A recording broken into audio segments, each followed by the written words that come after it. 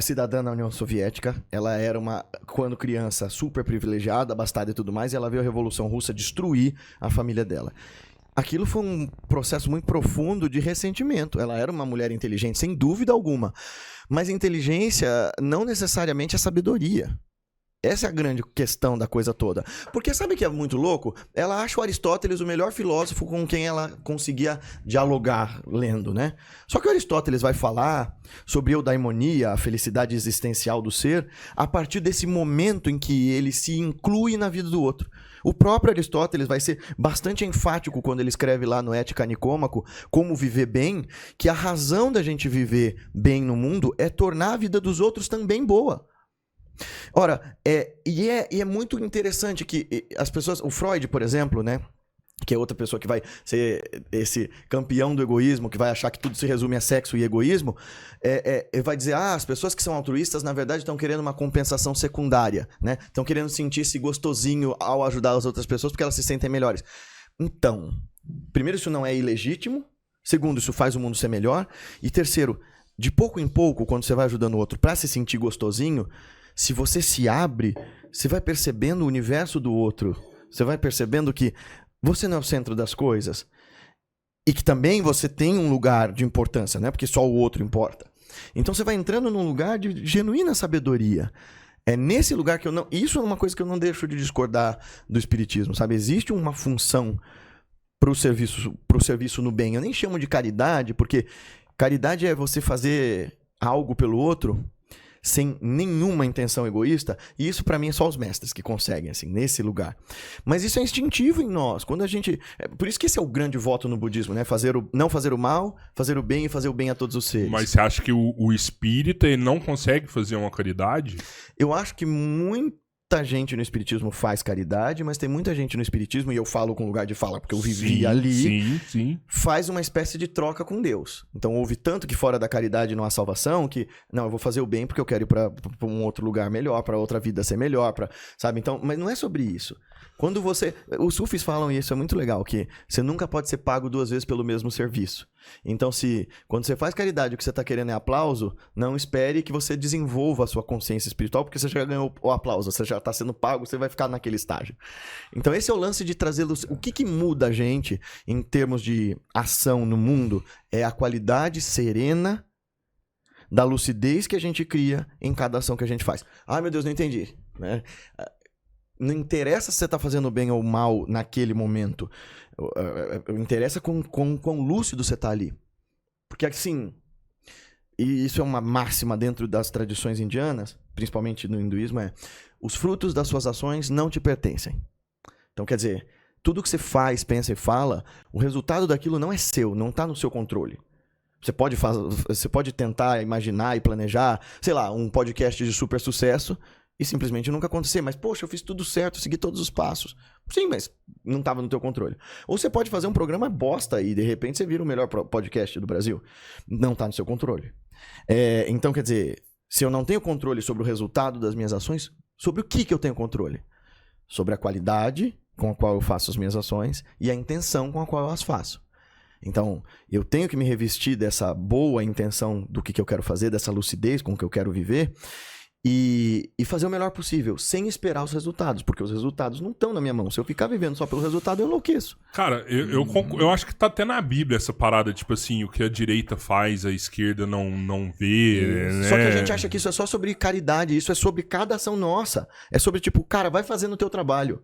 Ou como o Rumi fala, se põe a caminhar e o caminho aparece. Só que eu não vejo problema da pessoa querer fazer algo pra... No conceito dela, no que ela acredita, eu vou fazer algo pra me dar bem com Deus. Não vejo. Talvez é uma moeda de troca que ela tá usando. Eu vejo problema se ela faz algo pra receber aplausos. Aí realmente eu vejo problema nisso aí. E ela tá querendo receber aplauso de Deus, cara. De Deus eu não acho que tem problema ter aplauso de Deus, mas não, isso sabe o que gera a longo prazo? Eu acho que é mérito, mano. Deus vai lá e bate palma pra você e fala assim, opa, meu filho. É isso que eu quero que você continue fazendo. Então, eu beleza. Acho que essa parte eu concordo com o Bruno. Mas pensa aqui, a pessoa que tá fazendo com essa motivação, em pouco tempo ela começa a criar aquela atitude moralista religiosa de que eu Meu negócio é com Deus, não é com vocês. Eu tô fazendo bem porque começa a criar essa ideia de separatividade. Deus, pra mim, pelo menos, é essa realidade infinita que não tá distante de ninguém nem de nada. Jesus falou isso. Bem-aventurados sois vós, que quando eu tive fome, me deram de comer, quando eu tive cativo, me visitaram, quando eu tive doente, cuidaram de mim. Mestre, mas quando é que o Senhor esteve nesses lugares? Cada vez que vocês ajudaram aqueles que não possuem essas coisas, foi a mim que vocês fizeram. Ora, e quando ele fala sobre essa atitude espontânea do bem, eu não faço esperando o resultado. Porque quando eu espero o resultado, eu estou circunstancializando Deus. Eu digo, aqui está Deus, lá não está.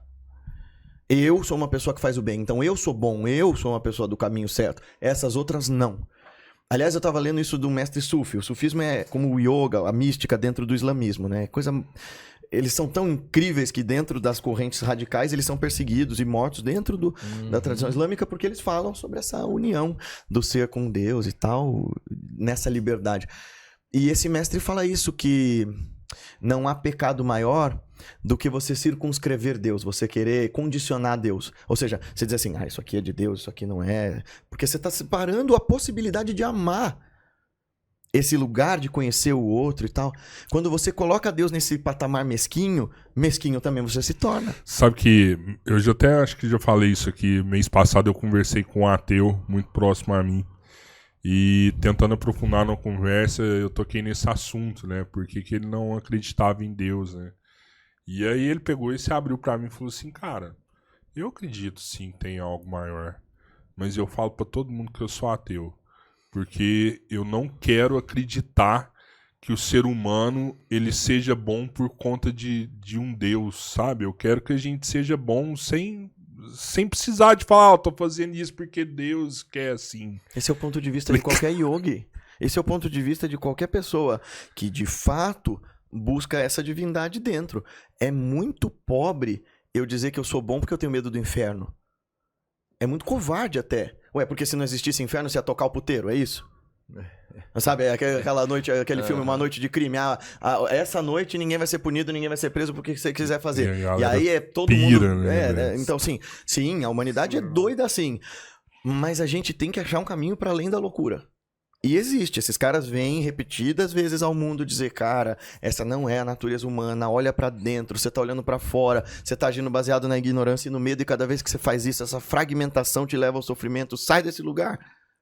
É sobre isso que é meditação. Então, a meditação, ela te muda em que sentido? O que é a mudança da meditação? A gente pode dizer que quanto mais pra dentro eu olho, mais sábio e altruísta eu me torno. Quanto mais pra fora eu olho, mais egoísta e ignorante eu me torno. Parece um paradoxo, né? Por que eu me torno egoísta se eu olho pra fora? Porque se eu olho só pra fora, eu só comparo. E eu fragmento a minha atenção, e eu fragmento a minha capacidade de estar presente, e eu vivo baseando as minhas ações no medo ou na saudade do passado, ou no medo e na antecipação do futuro, e nunca me coloco no agora, que é o único tempo que existe. Agora, quando eu olho para dentro de verdade, com qualidade, com atenção, quando eu entendo que a minha atenção é o que eu posso dar de mais precioso para alguém, é a minha consciência, é o meu tempo de vida que eu tô dando pra vocês quando a gente tá tendo essa conversa.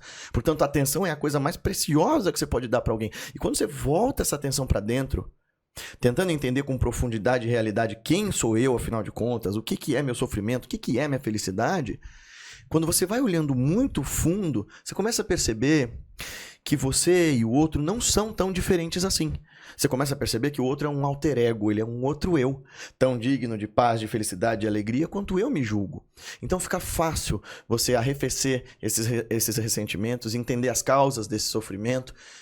Fica fácil você achar um lugar onde uma experiência da realidade é muito mais profunda.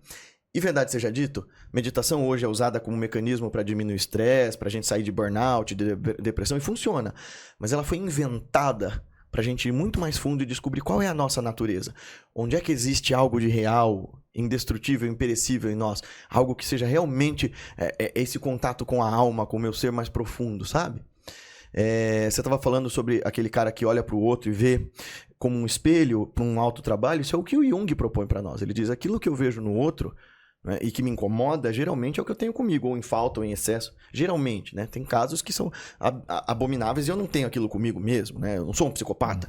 Mas se me incomoda nas atitudes corriqueiras, é porque de alguma forma eu tenho. Ou em falta ou em excesso. Cara, você falou da yoga como